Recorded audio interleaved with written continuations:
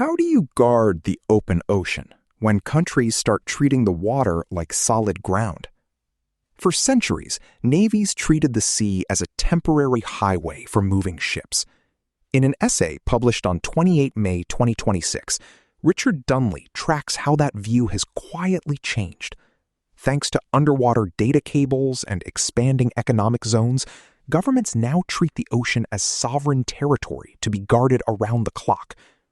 The piece offers a framework that continues to explain the problem exhausting modern fleets. They are being asked to permanently police vast stretches of empty water during peacetime, a massive assignment requiring entirely new types of ships. Written by Richard Dunley in War on the Rocks, narrated for Arva. Join War on the Rocks and gain access to content trusted by policymakers, military leaders, and strategic thinkers worldwide. Sea control has changed.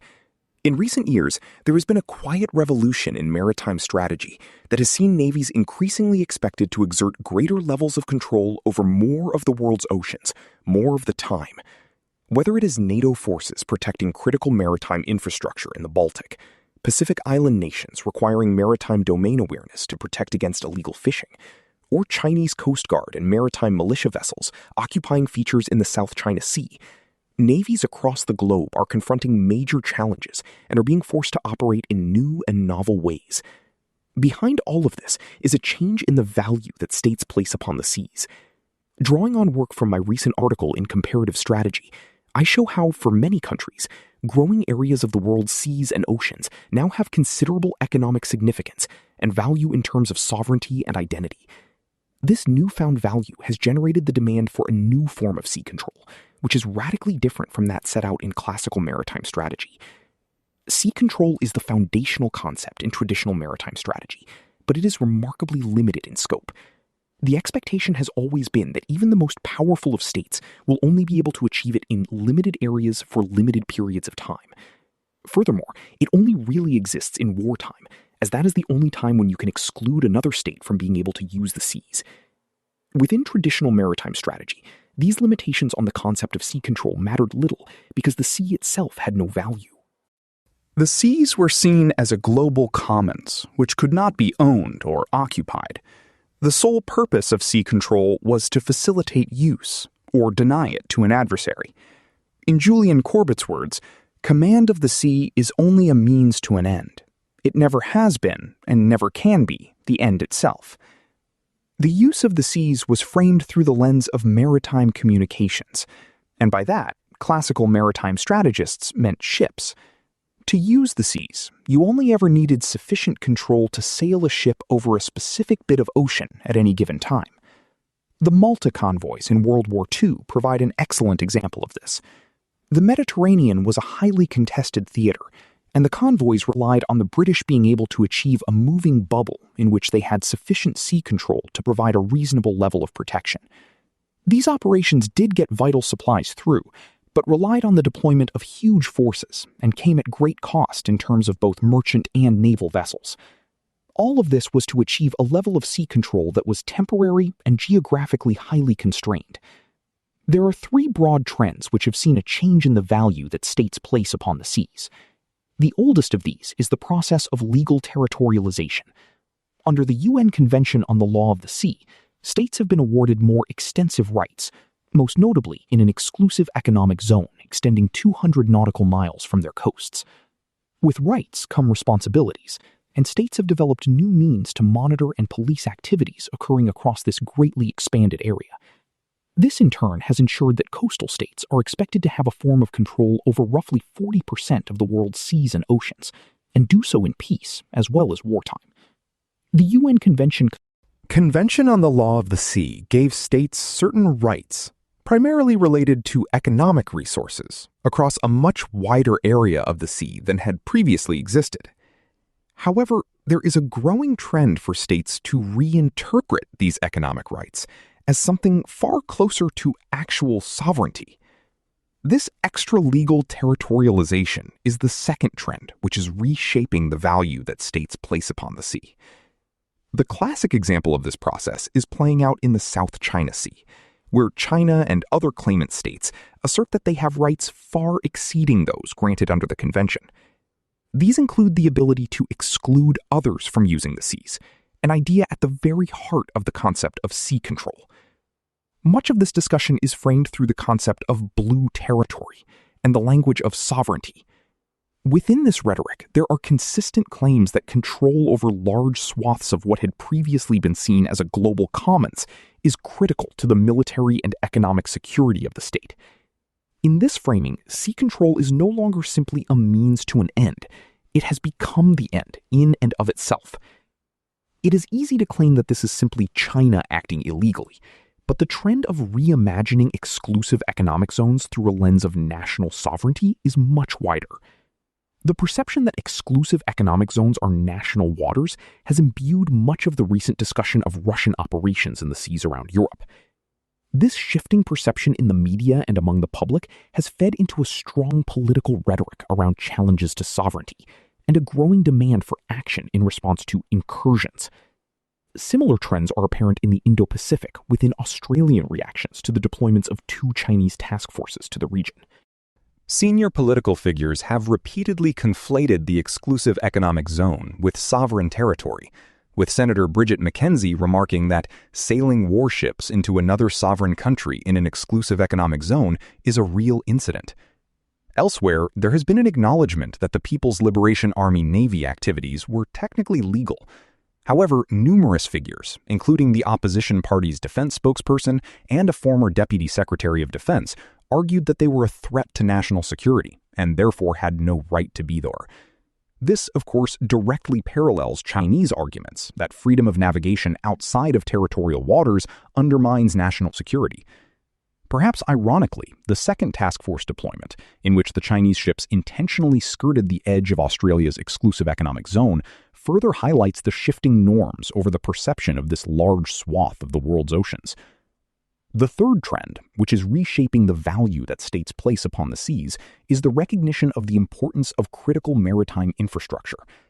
This infrastructure has played a role in energy and communications for decades, but the importance of submarine data cables and offshore hydrocarbons has increased dramatically in recent years. The real shift, however, has come in perceptions. The recent attacks on maritime infrastructure in Northern Europe have highlighted the vulnerability of this infrastructure and the way in which damage to it could have profound impacts on the economic and human security of the state. Virtually all of this infrastructure lies outside of territorial waters, and much of it is beyond states' exclusive economic zones.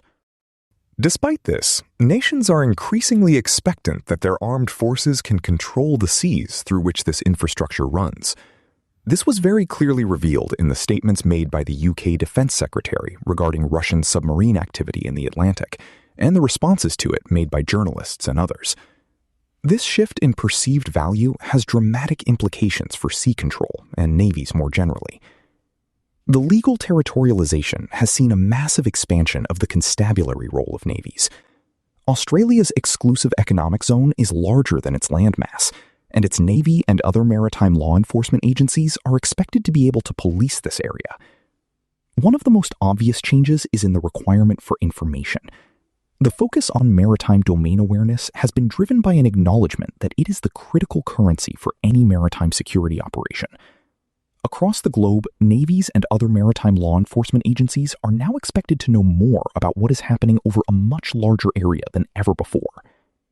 The process of extra-legal territorialization places a particular priority on presence as a means of asserting or contesting sovereignty. In East Asia, there has been a trend towards the occupation of the seas, led by coast guards and maritime militia. This novel form of sea control has reached its apogee in the development of permanent presence, whether that be Vietnam's DK platforms or Chinese island building. For those pushing back on excessive claims, presence is also a critical tool. In order to contest the realities on the water, a range of countries, including Canada, New Zealand, Japan, and Australia, have all significantly expanded the presence missions that they require their navies to conduct. Finally, navies are now expected to be able to monitor and control the waters containing critical maritime infrastructure. This is a daunting task. Knowing what is happening on the surface of the sea is challenging. Knowing what is happening through the water column and on the seabed is even more difficult. And this is all before we even broach the question of the Navy's ability to act on this information. The scale of this task is also vast. Unlike a ship, to secure a cable, you need to exert sea control over the entire length of the cable, all the time. Much of this infrastructure lies in waters where other states have rights of freedom of navigation, posing profound legal questions. Also, unlike ships, infrastructure cannot easily be rerouted to minimize risks or avoid dangerous areas. Despite these difficulties, it is apparent that governments around the world expect their navies to be able to deliver this level of sea control and do so all the time. In recent years, a new concept of sea control has developed. This process has been driven by the fact that the seas now have a far greater value to states than that baked into the traditional concepts of maritime strategy. This new form of sea control is defined by its persistence, its geographic extent, and the fact that it needs to be exercised in peace as well as in war. In many ways, it is far more reminiscent of the control of land territory than it is to traditional concepts of sea control, something unsurprising given the newfound value of the seas.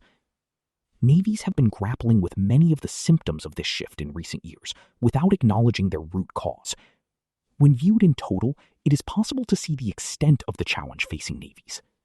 The reality is that the world's oceans remain as vast and inhospitable as ever, and the resources of navies are finite. The tasks that they are being asked to fulfill, however, have expanded dramatically. Resolving this misalignment between demands and capacity will be one of the defining challenges of the coming decade, requiring a shift in force structure and other critical inputs to capabilities commensurate to the changing nature of the tasks. The character of the new requirements in terms of capability will vary greatly from country to country, depending on the specific value of the seas within their own strategic context. However, the requirement for greater capacity will be ubiquitous. Navies around the world are increasingly looking to uncrewed platforms to help square this circle.